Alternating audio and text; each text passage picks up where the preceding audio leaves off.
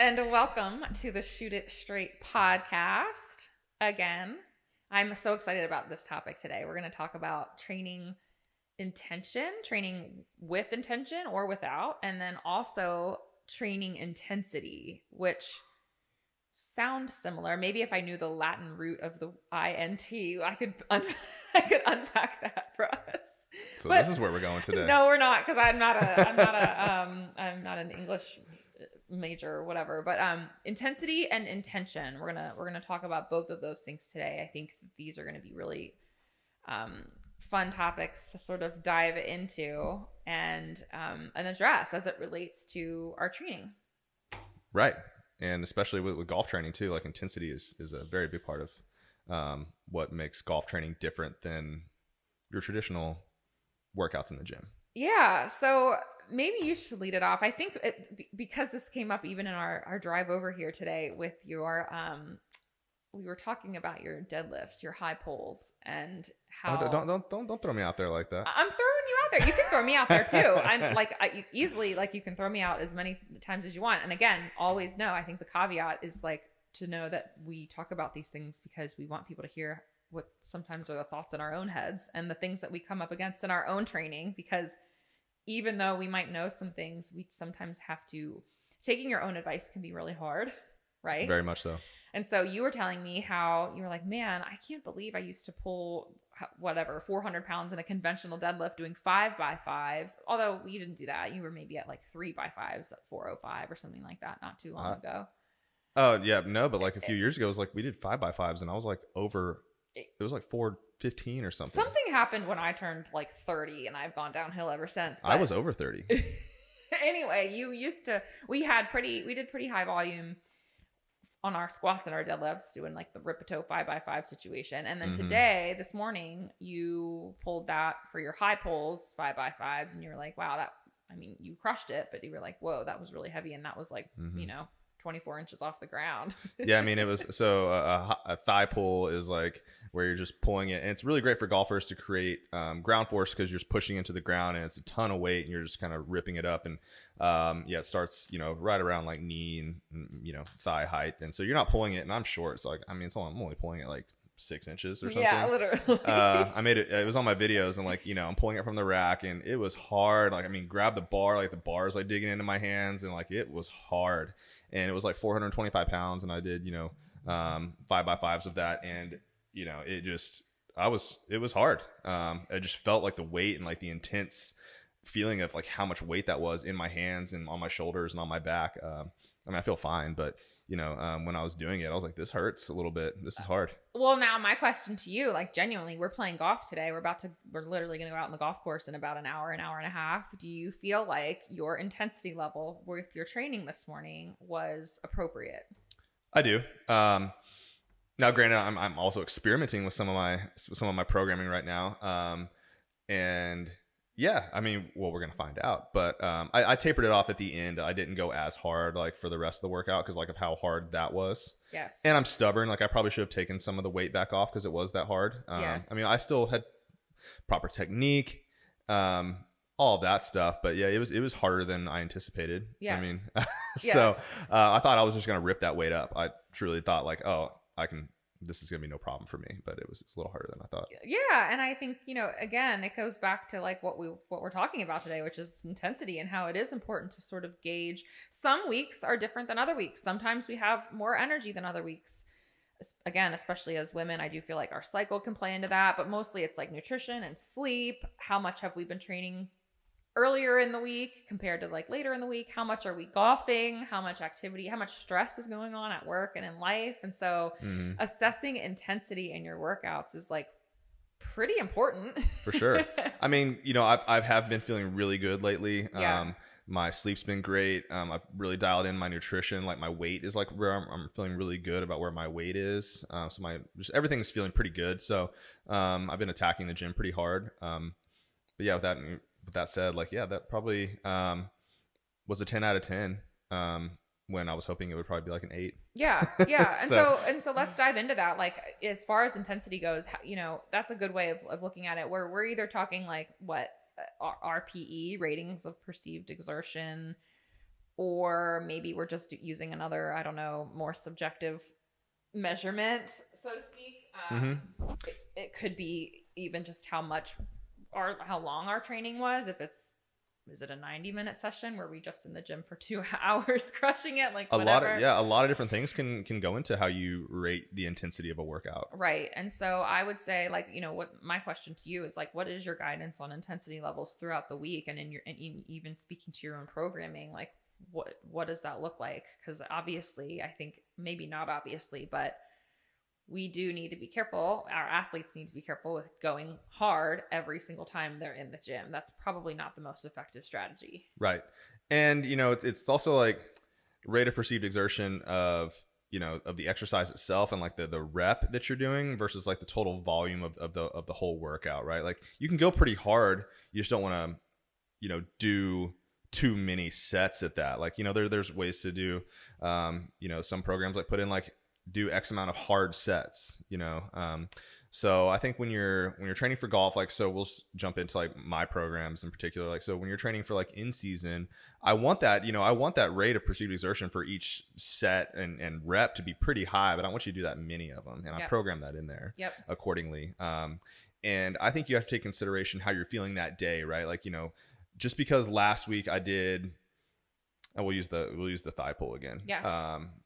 So this week I did 425. I'm probably just going to do that again next week because that was a little too much. Yes. Like, and next week I'll be stronger because I'll recover and I'll do that lift better. So I'll probably just do that again and see if my rate of perceived exertion comes down for that particular lift, and to get it more in the sweet spot where I want it to be. But you know, if I'm not feeling that well, like I felt great today. If like I don't feel great when I'm doing it, I need to bring that in. That workout comes up again, I don't need to try 425 again because I know how hard that was. And if I don't feel 100%, I need to, and this is where I need to heed my own advice, take some of the weight off and get it in that intensity sweet spot that I'm looking for, which is around like an 8.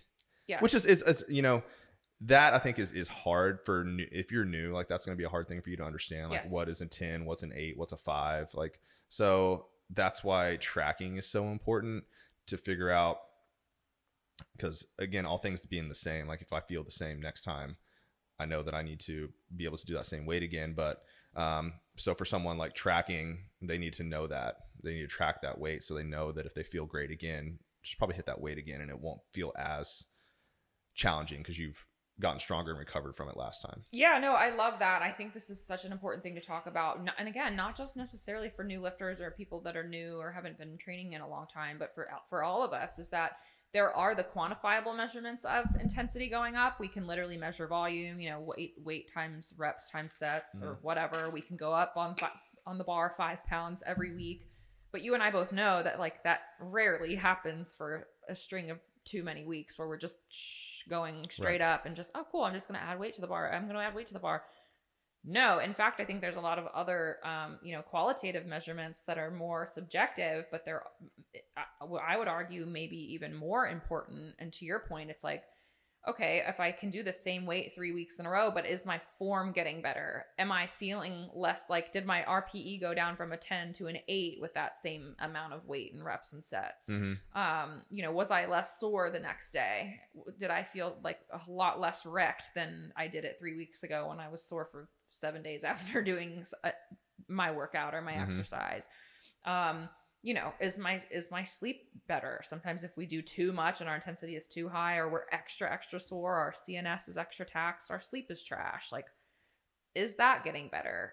Again, like seeing things in mobility improve. I think that's a big one for people too. Like, kind of goes in line with form a little bit, but like, is your movement pattern just getting better? And again, like if you're back squatting 95 pounds, and you know, we're not necessarily increasing the weight on the bar, that's fine, but is your form and technique improving, and are you feeling better? Oh, I'm feeling it more in my glutes, and this is where I'm supposed to be feeling it, etc. So, or you could be moving the bar faster. Like there's so many like ways to measure that. Yeah. And for golfers especially, like, you know, I want to make sure your intensity is high because golf is a sport of very few like high intense moments, and you do them under quite a bit of rest, right? You're not like super taxed when you're hitting your driver. If you are, then you probably need to something's going on. Like if you just had to run to that next hole or something, like, you know, you're under a good amount of. I feel pretty taxed when I'm swinging the driver, but you know, like some work to do.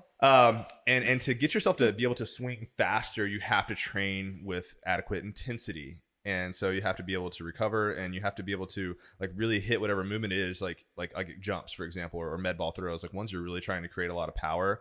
This is like where the topic of intensity came for me. It was like when I watch people do these on Instagram or in the gym or whatever it is, like I watch them just slam the med ball around. I'm like, oh, they're kind of like, you know, like olaying that thing around, like, oh, here, let me just throw it over there, like nicely. Like, no, like we want this to be like kind of violent. Like I want you, like, if you're slamming it into the ground, like I need you to imagine that you're going to destroy that ball. If you're jumping, I want you to think about you're jumping as high as you possibly can. And that's the intensity we're looking for, right? So that's another part of like the, you know, and you can't really measure that, you know, but you just need to give it 100% and really go intense, because that's what's going to push you to change. Yeah, no, I love that. I was doing your program this morning, and I was doing the weighted goblet jump squats, and I caught myself, I was doing them in sequence, like at first when I was doing them. So to describe this without doing the actual movement, I was doing a jump squat with a kettlebell at my chest. And instead of pausing in between each one, the first set that I did, I was just jumping and jumping and jumping and jumping. And I was like, hold on a second. And this is where I feel like intention and intensity overlap a little bit. If your intention is to go exhaust yourself and do a cardio movement, maybe jumping up and down with a weight in my hand would be perfect for that, right?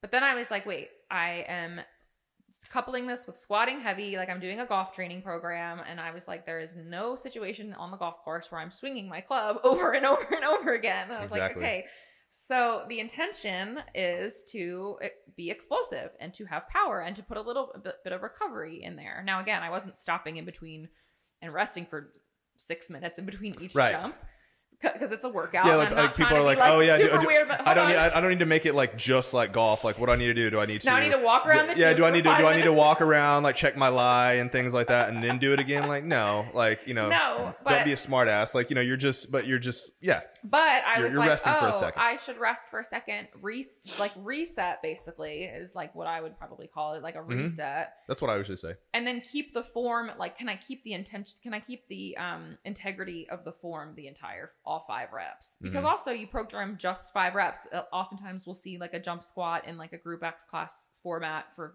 4 minutes or something. You know, you're doing like a lot. Or like CrossFit's like Fight Gone Bad is like a minute of box jumps. It's like, and right. So you're doing like 20 box jumps or however many that is for, you know, the average person, maybe a little bit less, but it's like, okay, this was 5 with a weight in my hand. With rest before and after. I want the set itself and in between each rep, but just a little bit. I want to be explosive. I want to have good form. It's still going to hurt a little bit. I might be more fatigued on the 5th one, but like, can I keep the integrity of the movement, jump as high, like whatever. And so that's like what I started to do. And it's been, and again, like I'm shifting into this program, like coming from a different program, which means that my mindset has to shift a little bit. And it's hard. Like, and again, I know the intention, I know that what the program has, what is written down, but it's like, it is hard to go from that mindset. It's the same thing when you're training someone who's used to doing a lot of CrossFit or doing a lot of high intensity interval training type stuff. And then you teach them to lift weights and take 2-minute rests in between their sets. And they're like, well, should I do jumping jacks in between? And you're like, okay, no, because the intention is to be very fresh at the start of each of your sets and to be able to crush your set with good form and good technique and not be under, you know, cardio fatigue for literally no reason other than just to be tired to do your squats. Yeah, and that's what some people want, right? They're just like, I just want to be tired just to be tired. It's like, well, then I wouldn't be the right trainer for you, straight up. Right. Like, that's just not what I do. That's right. And, you know, and I could argue that you will get way more out of doing something properly with more load and more efficiency than doing something half-assed as many times as you can just to keep moving. Yes. I think you would burn more calories doing it my way, or doing it the right way is what I'll say. You'll get stronger and you'll learn to move more efficiently. Yes. Yes. Which again, like if your goal is to just move, we've trained those people that are kind of box checkers. They love to do the same workout and by the same workout, I mean, they like to go to the same group class every week, a couple times a week. they drink 3 to 4 nights a week, but they're just kind of like wanting to keep their fitness up in some capacity. They do like a little bit of their 60-minute cardio HIIT class, and that's what they're happy doing. That is literally totally fine. But if we have intentions to get stronger, or we have intentions to improve our golf game, then following the program as prescribed and understanding that as you're going through the movements.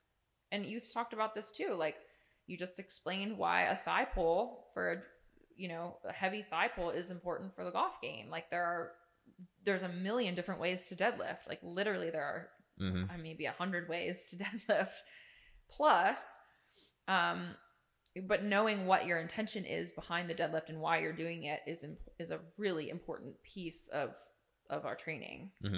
So, well, for golfers out there, like we do the squats, we do the deadlifts, we do the jumps, because it's a way to work on the ground force reaction. You're actually pushing into the ground first, kind of a physics thing, right? You have to push into the ground first to get that ground force reaction coming back up out of the ground. Don't ask me to explain it further, because that's really all I know. The whole physics behind it is much more complicated than that, but I know outside of your pay grade. Yeah, like that's not me, but I know that's how it works.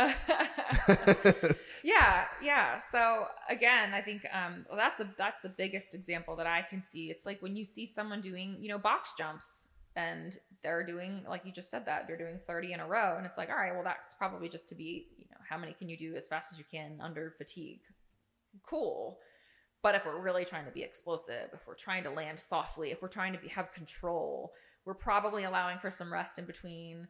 We're probably trying to really pay attention to our form. We might be lowering the box height so we can keep up our form and keep things stay. Well, yeah, and you'll just notice that you change your form to just check the box, right? To get up on the box, like no pun intended, but I mean, you're barely going to be jumping, and you're going to be tucking your feet a lot more. It's like you're not actually like getting that ground force and jumping and pushing really hard. You're just finding a way to get up there faster. Yes. Which, if someone's going to pay you $1 million or something to get up and down off that box as fast as you can, yeah, then go ahead and figure out a way to do it. But our goal is to use the ground and get as much force and power as you can. Yes. Yeah. And the last thing I think around intention that I wanted to hit on was just like, again, remembering, when you're at the gym, and it's so wild to be at a Globo gym right now and just seeing like what's happening in the room. It's really easy to be like, well, why is that person doing that? But at the same time, their intention might be 100% different than what you would do when in your training, right? Yeah, their intention might have been like, hey, let me get the hell out of my house this morning, right, and just go do something, right, before I drive myself crazy sitting here all day. Totally. And I want your intention to be, I'm using the gym as a tool to get better at the game of golf, and to make me a better human and a better athlete. Yes, totally. And I think that, again, there's no right or wrong here. It really does. Intention could be rehabbing an injury. Somebody's range of motion could be, really off on a certain movement, and you're watching them and you're like, what's that all about? But you just don't know like what they're training or what they're working on or whatever.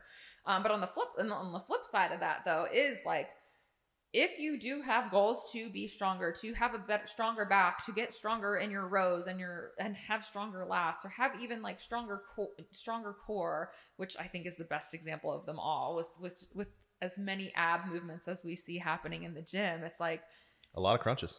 There's a lot of crunches happening, and like not a lot of six packs. So it's like, are we doing things the right way? Like, what is our intention with this stuff? Are we doing it because it's easy? Are we doing it because it's what we know and it's just like, it's simple because we've been doing it for 100 years? If your goals are specific and you want to get stronger and you want to build muscle and you want to rehab an injury, it might be time to start thinking about following a program from somebody who knows what they're doing, knows how to program, and can get you to your goals.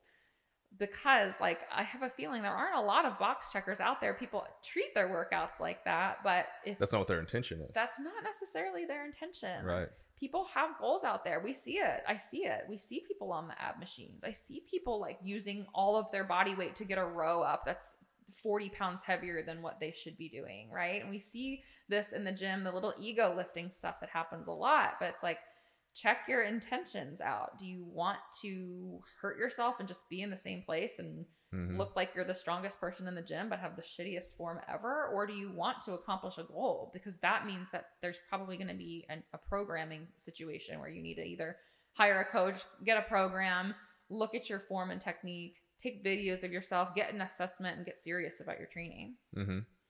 And conveniently enough, those are all things we're going to be offering with our subscription, because 100%. with the Circle is going to be the part of the platform that we offer with my new golf subscriptions. And you can upload videos and we will check them for you. Yeah. Not to go off topic, but I figured that's a good time to throw that in there. Well, no, and I think this kind of wraps up our intensity and intention conversation. But Can I ask you a question though? I've never asked you this before. Oh. So Erika, she wears her sports bra and her shorts at the gym, visibly shows off that she has a six pack. Do people not come up to you and they're like, hey, you're over there squatting and deadlifting all the time and you have a six pack, but I spend all my time over here on the abs and I don't have a six pack? They don't come up to you not? Because like Erika walks around you and it's like noticeable. She walks by, it's like there's a girl with a six pack that's walking by. I notice it. I know. I'm like, okay. No, I wear my shirt, but people don't. No, people don't say that. Sometimes I'll get like, wow, like whatever you're doing is working for you. But like people, I don't think that people put two and two together. No, I don't. Yeah. I've never had somebody that like is that intuitive or would say.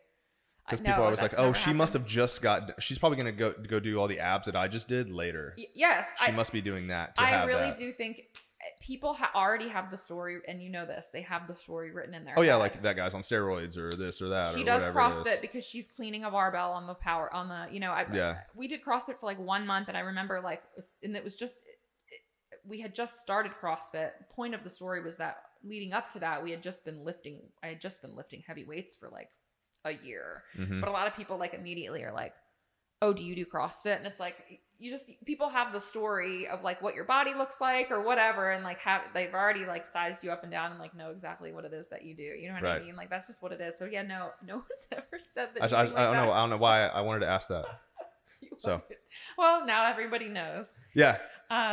It went along with our story today a little bit. So I thought you were going to ask me my intention of why I wear like no clothes to the gym. And like, I've always been. Oh no, I think I understand your intention behind that. That's just you. It just is. And it's the most comfortable. I think clothes get in the way, honestly. Anyway, but yeah, so just think about your intensity and your intention in the gym. And there isn't a right or wrong answer. It goes back to like, what are your goals? Yeah. And I think, sorry to cut you off there. Like, it's also like the type of equipment that you're using. Like make sure you're like, if you're doing my programs or like when you're jumping or slamming medicine balls and things like that, that you pick one that you can actually like, or pick an exercise, that you can perform with the appropriate intensity, right? Like yes. If you pick something that's super complex and complicated, the intensity is not going to be there because it just becomes too complex. Yes. And maybe you're not that coordinator, that skilled, and that's perfectly fine because there's going to be something that fits you. Yes. That's out there that you can perform with the proper intensity. Yeah, though, that's really a good point. For sure. Yeah. Just having that autonomy in your training, having a little bit of that self-awareness. You don't have to be a trainer to know this stuff. Just start to pay attention. Ask the why. Like, why am I doing this? And if you don't know the answer, like maybe ask your trainer or your coach, but like start to really get in, like learn to be intuitive in your training a little bit. Like, be okay with coloring outside of the lines, get uncomfortable. Something. Like, pick an exercise that you are comfortable doing, meaning like you're comfortable, you're confident in the technique that you have. And then you need to get uncomfortable doing that exercise, right? Like I am 100% confident that I can back squat really well. I know how to do it perfectly, almost. Yeah, perfectly.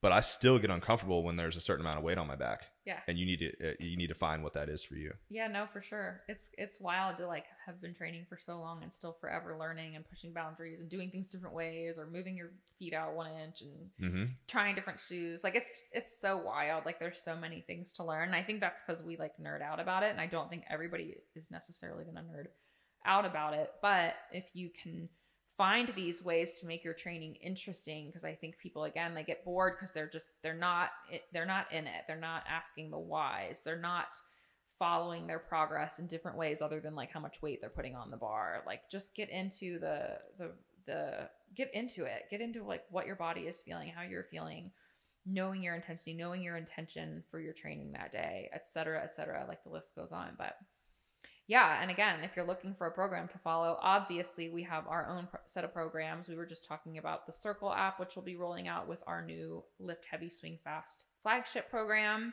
It will be a subscription-based program that teams can follow along, which means that everybody all around the world that's a Cody Wescott golf athlete will be following the same program at the same time, which we're really excited about. And so, yeah, CodyWescottGolf.com for those, and Cody Wescott Golf on the Instagrams. Mm-hmm. And yeah. And when you sign up, we're going to also have a nutrition blueprint to help you follow along as well. Yes, you'll be given lots of goodies. We are giving this away for $29 a month, which that pricing will probably not last long, but we're very excited to be able to offer it at that price so that people can get in there and get access to all of this really good information, because we've worked really hard on it. We have, and it's going to be awesome. Thanks, guys. We will talk soon.